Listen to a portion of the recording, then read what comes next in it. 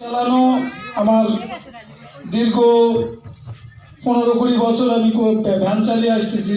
কিন্তু এই অভিযানটা যখন আমার কাছে এসেছিল, বা আমি শুধু এটুকু জানতাম যে প্রোডাক্ট ব্যবহার করলে ভালো থাকবে বা কিছু পয়সা বা কিছু পাওয়া যাবে।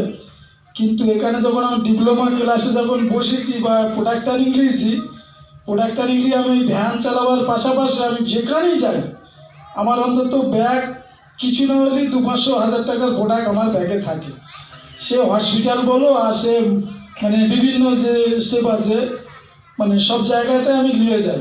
কেন এটা আমার এখান থেকে ভবিষ্যৎ বা আমার ফ্যামিলির সিকিউরিটি দেবে যখন, আমি এটা বুঝে আমি সব জায়গাতে নিয়ে যাই। বা আমি সেইভাবে প্রোডাক্টটা ট্রেনিং দিয়ে প্রোডাক্টটা বিক্রি করে আমি নিজে ডায়মন্ড ক্লাব করি, প্লাস প্রতি মাসে একটা জয়েনিংও মানুষকে সেইভাবে এতে জোড়াই।